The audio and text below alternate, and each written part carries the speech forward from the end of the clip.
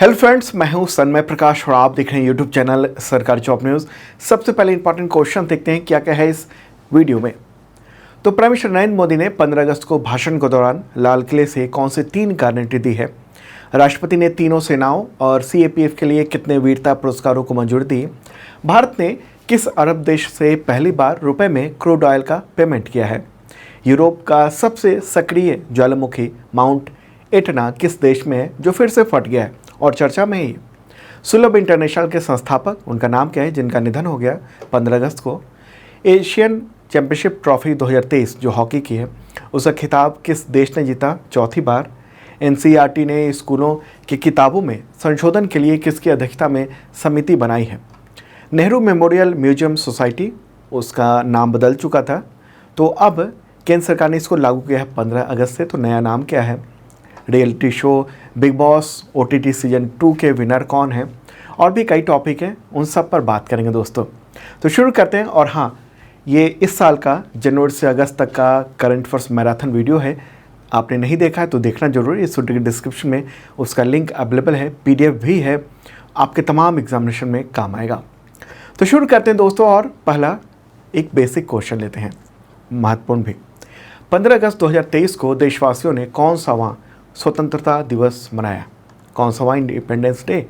Answer का 77th। Okay, 15 अगस्त 1947 को 1947 में देश आज़ाद हुआ था अंग्रेज़ों से, और इस बार हम लोग ने 77th इंडिपेंडेंस डे मनाया। अगला question, prime minister Narendra Modi ने स्वतंत्रता दिवस पर लाल किले से भाषण के दौरान किस गारंटी की बात की है। आंसर को उपरोक्त सभी, यानी तीनों, ये सब गारंटी हैं। क्या क्या गारंटी है तीनों, तो उन सबको देख लेते हैं। पहली बात यह है कि देश आने वाले 5 सालों में 3 वैश्विक अर्थव्यवस्थाओं में से एक होगा, ऐसा कहना है प्राइम मिनिस्टर नरेंद्र मोदी का। दूसरी बात यह है कि शहरों में किराए के मकानों में रहने वाले लोगों को बैंक से लोन रियायत में मिलेगी, यानी छूट पर। और तीसरी जो गारंटी उन्होंने दी है कि देश भर में 10,000 से बढ़ाकर 25,000 जन औषधि केंद्र खोले जाएंगे। तो 3 प्रमुख बातें हैं।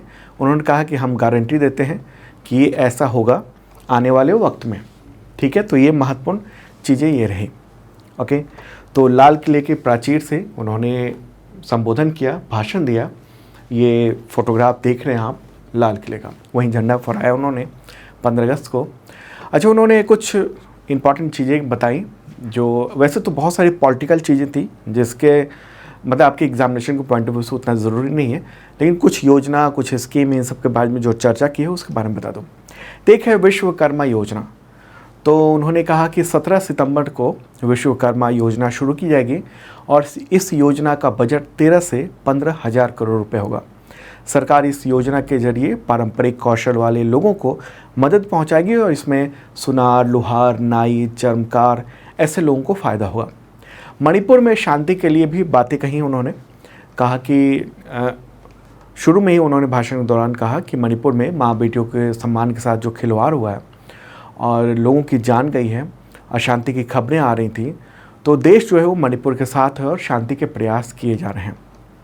कुछ और बातें जिससे प्राइम मिनिस्टर नरेंद्र मोदी ने महिला स्वयं सहायता समूहों की प्रशंसा की, और 2 करोड़ लखपति दीदी यानी समृद्धि बहनें बनाने की आकांक्षा जताई। कहा कि बेटियों की सुरक्षा की हम उस पर काम करेंगे, अत्याचार के खिलाफ सामूहिक जिम्मेदारी है, तो वो हम काम करेंगे उस पर। तो ये मूल बातें थी, PDF में भी मैंने दे दिया है ये सब बातें। ओके, वैसे तो बहुत लंबा भाषण दिया, लेकिन बहुत कुछ पॉलिटिकल था, जो सार था वो मैंने बताया। ठीक है, और ये जो 3 गारंटी है वो आपको ज़रूरी है समझना एग्जामिनेशन पॉइंट ऑफ व्यू से। चलिए दोस्तों, अब आगे बढ़ते हैं, अगला क्वेश्चन लेते हैं। ओके, अगला क्वेश्चन होगा, राष्ट्रपति ने 77वें स्वतंत्रता दिवस पर सशस्त्र बलों और केंद्रीय सशस्त्र पुलिस बलों यानी CAPF के कर्मियों के लिए कितने वीरता पुरस्कार को मंजूरी दी है। आंसर होगा 76। ठीक है, 76 वीरता पुरस्कार, यानी अंग्रेजी में इसको कहेंगे गैलेंट्री अवार्ड। तो उसके बारे में अनाउंसमेंट हुआ है। तो कौन कौन से कितने हैं, तो कीर्ति चक्र हैं 4 दिए जाएंगे मरणोपरांत। शौर्य चक्र टोटल 11 हैं, उनमें से 5 मरणोपरांत दिए जाएंगे। सेना मेडल वीरता का वो 2 को मिलेगा, 2 कर्मियों को। सेना पदक वीरता का वो 52 जवानों को मिलेगा। नौसेना पदक वीरता का 3 जवानों को मिलेगा और वायुसेना पदक वीरता का ये 4 जवानों को मिलेगा। तो इस तरीके से 76 ये हैं, ठीक है। तो देश के जो सर्वोच्च वीरता पुरस्कार है ना, वो उसको 2 कैटेगरी में डिवाइड किया हुआ है गवर्नमेंट ने। एक है जो कि वॉर टाइम और एक है पीस टाइम, यानी युद्ध काल का और ये शांति काल का। तो ये जो अवार्ड है ना, ये सारे ये सब शांति काल के अवार्ड हैं, ठीक है। तो युद्ध काल के अवार्ड कौन कौन से होते हैं? युद्ध काल का सबसे जो सर्वोच्च सम्मान होता है वो है परमवीर चक्र, ठीक है। उसके बाद स्थान आता है महावीर चक्र और फिर वीर चक्र का स्थान आता है, ठीक है। 3 मेन है युद्ध काल के। और शांति काल के उसका जो सर्वोच्च सम्मान होता है और वीरता का सर्वोच्च सम्मान वो है अशोक चक्र। उसके बाद स्थान आता है कीर्ति चक्र और फिर शौर्य चक्र का स्थान आता है, ठीक है। तो हम लोग यहाँ पर ये देख रहे हैं जो कीर्ति चक्र है और शौर्य चक्र, यानी शांति काल का दूसरा सर्वोच्च सम्मान और ये तीसरा सर्वोच्च सम्मान। तो ये 2 चीज़ें तो बहुत ही इंपॉर्टेंट हो जाती हैं आपके लिए, ओके। तो कीर्ति चक्र पुरस्कार किन्हें मिल रहा है? तो ये जो पुरस्कार है वो सीआरपीएफ के 4 कर्मियों को प्रदान किया जा रहा है, जो कि अप्रैल 2021 में छत्तीसगढ़ में नक्सल विरोधी कार्रवाई के दौरान शहीद हो गए थे। कब? अप्रैल 2021 में। इनमें दिलीप कुमार दास, राजकुमार यादव, बबलू राभा और संभा रॉय ये शामिल हैं, ओके। चलिए दोस्तों, अब आगे बढ़ते हैं, अगला क्वेश्चन लेते हैं। और जो भी मैं बोल रहा हूँ वो पीडीएफ हिंदी और इंग्लिश दोनों लैंग्वेज में अवेलेबल है। इस वीडियो के डिस्क्रिप्शन में आप चेक कर सकते हैं। और अगर आप तमाम एग्जामिनेशन के करंट अफेयर्स की खास तौर पर तैयारी कर रहे हैं तो उसके लिए एक मेंबरशिप प्लान है, बहुत मामूली सी रकम है इसके लिए, 1 ईयर का। और अभी तो इंडिपेंडेंस डे सेल चल रहा है, छूट चल रही है 50% की, अगले कुछ ही दिन बचे हैं डिस्काउंट की। और इसके ज़रिए आपको अगले 1 साल तक यानी 365 दिनों तक करंट अफेयर्स का पीडीएफ मिलता है, वीकली, मंथली, क्वार्टरली, ईयरली। और पिछले सालों के भी पीडीएफ अब तक के आप ले सकते हैं, वहाँ से ऐप है सरकारी जॉब न्यूज़ का, उसे डाउनलोड कर सकते हैं। और ये पीडीएफ जो है ना 1 लाइनर, एमसीक्यू और एमसीक्यू विद नोट्स होता है, वीडियो के लिंक भी होते हैं ताकि किसी चीज़ को समझना है तो वीडियो विजुअली आप समझ सकें, ओके। और इसी मेंबरशिप के साथ daily mock test, weekly mock test current affairs का अवेलेबल है, मंथली मॉक टेस्ट भी अवेलेबल है, आप दे सकते हैं। और साथ में तमाम एग्जामिनेशन के टेस्ट सीरीज और मॉक टेस्ट भी अवेलेबल है इसी मेंबरशिप के साथ। बहुत मामूली सी रकम है, इस वीडियो के डिस्क्रिप्शन में चेक कर लेना आप। तो दोस्तों अगला क्वेश्चन लेते हैं। यूरोप का सबसे ऊंचा सक्रिय ज्वालामुखी माउंट एटना किस देश में है जो अगस्त 2023 में फिर से फट गया? आंसर होगा इटली, माउंट एटना, ठीक है। यूरोप का ये सबसे ऊंचा, सबसे सक्रिय ज्वालामुखी है। और कहाँ पर है ये? इटली में है। तो इटली एक बार देखते हैं और वो ज्वालामुखी आपको दिखाते हैं, फिर और डिटेल बताएंगे आपको। तो ये रहा अपना प्यारा भारत और चलते हैं यूरोप की ओर। यूरोप है ये वाला और ये रेड कलर में आप दिख रहा है आपको इटली। और इटली में यहाँ एक द्वीप है सिसिली, तो उसी के पूर्वी हिस्से में इस जगह पर ये है माउंट एटना, ओके। ऊंचाई लगभग 3357 मीटर है, 3357 मीटर। फिट में कहेंगे तो 11,013 फीट है। यूरोप का सबसे ऊंचा सक्रिय ज्वालामुखी। तो दुनिया के जो सबसे सक्रिय ज्वालामुखी है ना, उन सब में से एक है। तो अगस्त में फिर से ये फट गया है और ये दिख रहे हैं आप, लावा उछल रहा है यहाँ पर। और इसकी वजह से कैटेनिया शहर में कुछ दिनों तक के लिए एयर ट्रैफिक जो है ना उसको रोकना पड़ गया, ओके। तो ये एक अलग घटना है और उसके आसपास से कोई विमान नहीं जा पा रहा है और बहुत ही भयानक ढंग से ये फटा है, ठीक है। सर्दियों के वक्त में ये बर्फ़ से भी जम जाता है और कभी कभी कुछ महीने पर ये फटता रहता है और फिर से अभी अगस्त में ये फट गया है, ओके।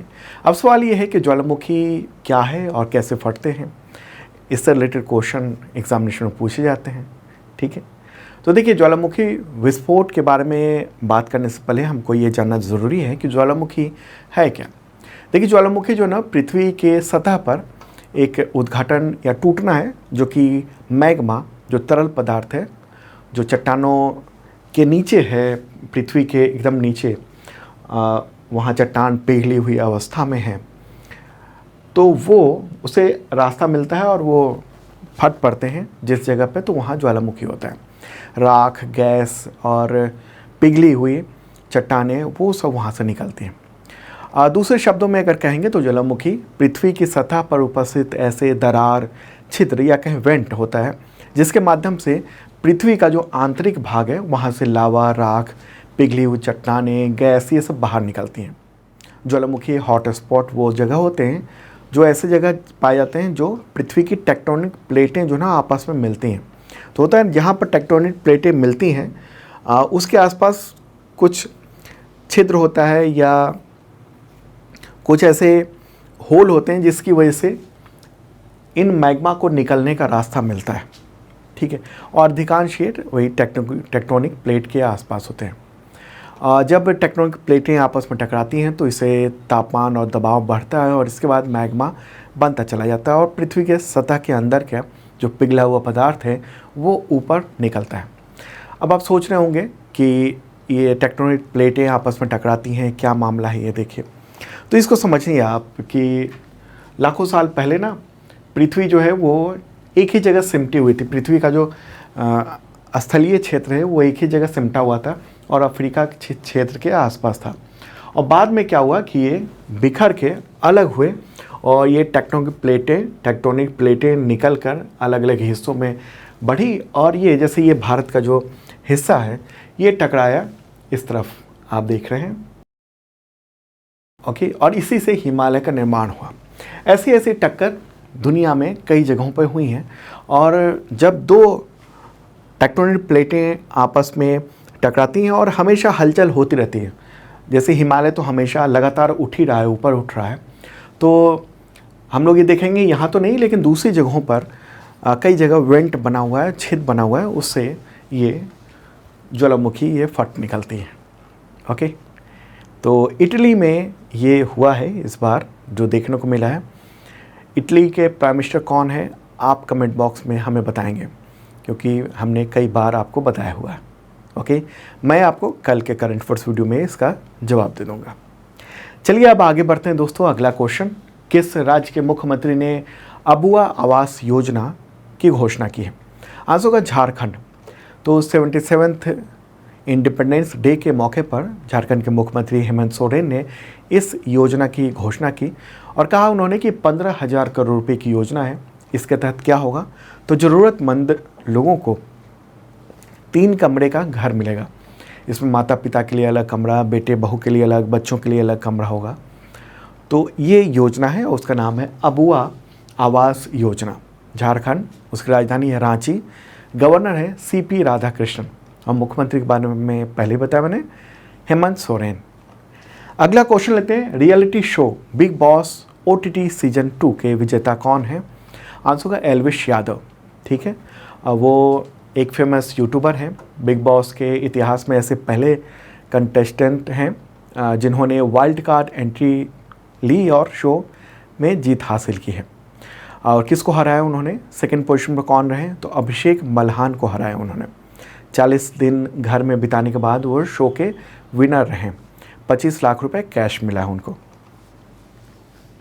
अगला question, Nehru memorial museum and library society, उसका नया नाम बताएं जिसे केंद्र सरकार ने 15 अगस्त 2023 को लागू कर दिया। आंसर होगा PM memorial museum and society, ठीक है। तो अब ये नाम है और न्यूज़ देख रहे हैं आप, तो दिल्ली में स्थित है ये और पुराना नाम था Nehru memorial museum and library society, जो अब हो गया है prime minister museum and library society, इस नाम से जाना जाएगा।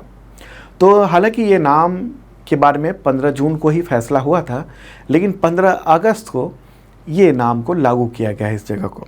तो ये जो बिल्डिंग है उसको काफ़ी पहले, दशकों पहले, इसको 3 मूर्ति भवन भी कहा जाता था।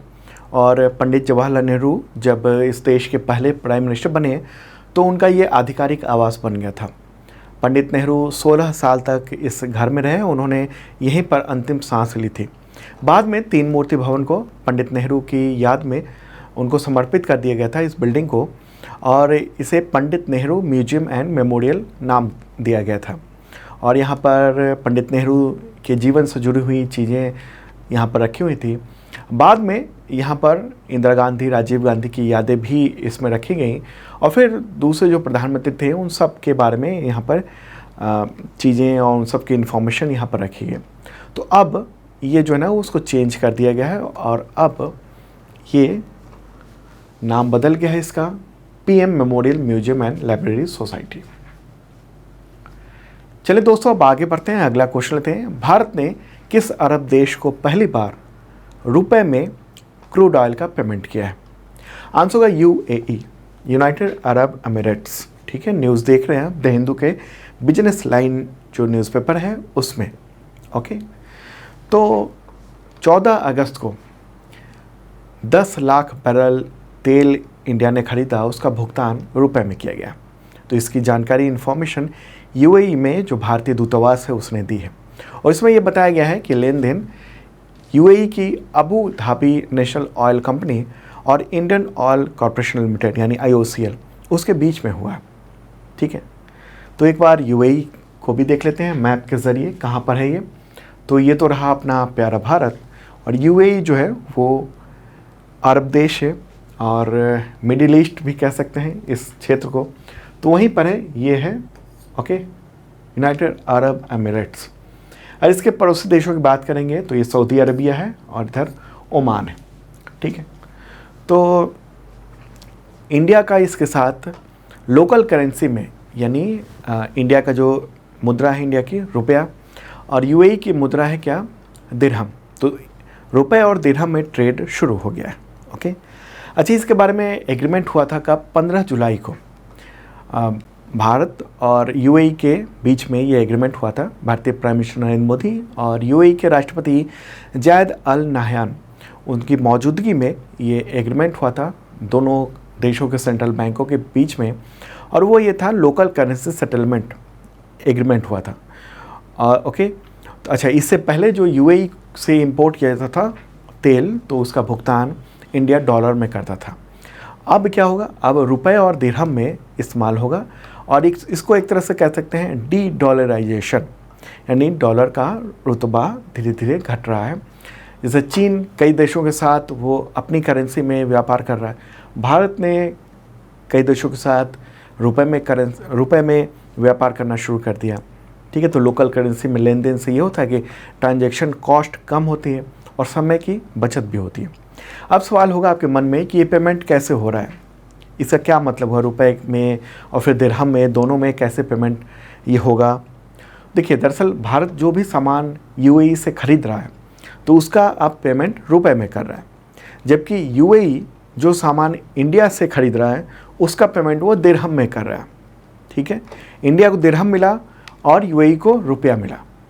इसके बाद क्या होता है, दोनों देशों की जो सेंट्रल बैंक है वो लोकल करेंसी सेटलमेंट सिस्टम बनाया हुआ है दोनों देशों के सेंट्रल बैंक ने, जैसे आरबीआई के यहाँ इंडिया में आरबीआई और वहाँ का सेंट्रल बैंक, और ये मुद्रा आपस में एक्सचेंज कर लेते हैं। इस तरीके से हो जाता है रुपए और दिरहम में व्यापार।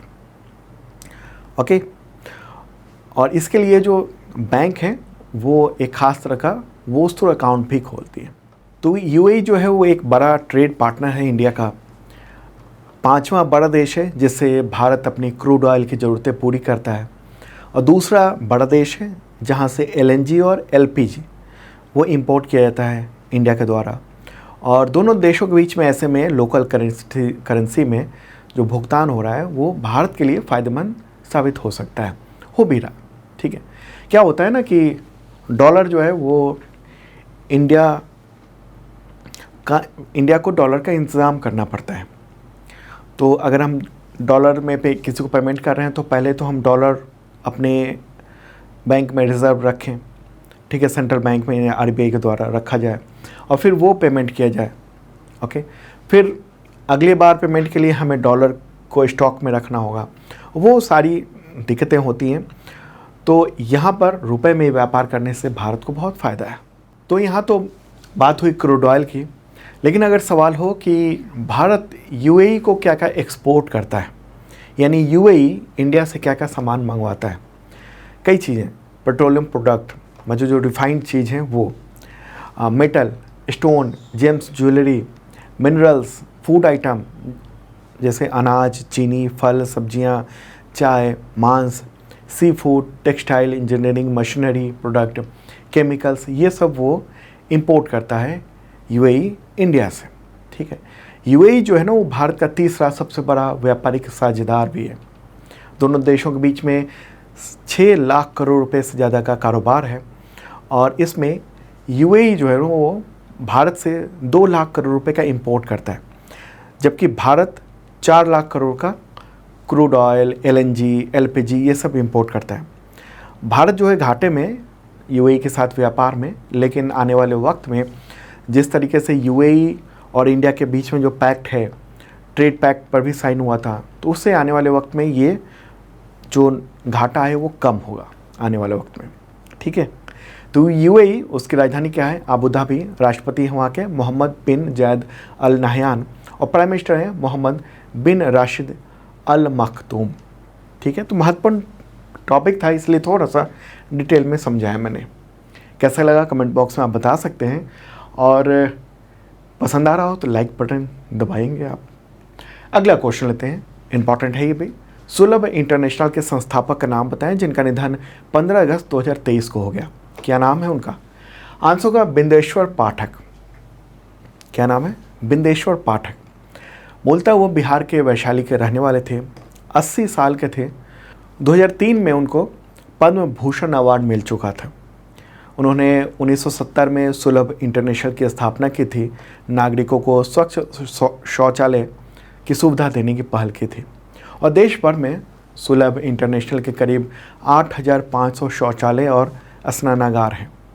भारत में मैला ढोने की जो प्रथा है उसके खिलाफ अभियान चलाने वालों में बिंदेश्वर पाठक को उनको भी जाना जाता है। स्वच्छता अभियान में महत्वपूर्ण भूमिका उन्होंने निभाई थी और सबसे पहले 1968 में डिस्पोजेबल कंपोस्ट शौचालय का आविष्कार किया था उन्होंने, जो कम खर्च में घर के आसपास मिलने वाली सामग्री से बनाया जा सकता है। बिंदेश्वर पाठक उन्होंने 2001 से वर्ल्ड टॉयलेट डे मनाना शुरू किया था 19 नवंबर को और उन्हीं के प्रयासों से 19 नवंबर 2013 को संयुक्त राष्ट्र ने वर्ल्ड टॉयलेट डे की मान्यता दी थी। ठीक है, तो एक महत्वपूर्ण ये बात है। चलिए आगे बढ़ते हैं, अगला क्वेश्चन लेते हैं। एशियन चैंपियनशिप ट्रॉफी 2023 जो हॉकी की, उसका खिताब किस देश ने जीता है? आंसर होगा भारत। भारत ने जीत लिया है और ये चौथी बार इंडिया ने जीत हासिल की है। मलेशिया को इस बार इंडिया ने हराया। तो फाइनल मैच चेन्नई में हुआ था हाल ही में। ओके, अगला क्वेश्चन लेते हैं। एनसीईआरटी ने कक्षा 3 से 12 तक की पाठ्य पुस्तकों उसे संशोधित करने के लिए किसकी अध्यक्षता में 19 सदस्यीय राष्ट्रीय पाठ्यक्रम और शिक्षण सामग्री समिति बनाई है, यानी NSTC? आंसर होगा MC पंत। वो NIEPA के चांसलर हैं, यानी national institute of educational planning and administration, उसके चांसलर हैं। और 19 सदस्यीय जो कमेटी है ना, उसके मेंबर में सुधा मूर्ति, शंकर महादेवन, संजीव सान्याल और अन्य शामिल हैं। न्यूज़ भी आप देख रहे हैं इसमें। ओके, तो दोस्तों ये था इंपॉर्टेंट करंट अफेयर्स आपके एग्जामिनेशंस के लिए। और जिन लोगों ने सब्सक्राइब नहीं किया है उनसे अपील है ज़रूर कर लें। बेल आइकन दबाएंगे तो नोटिफिकेशन आपको वक्त पे मिल सकेगा।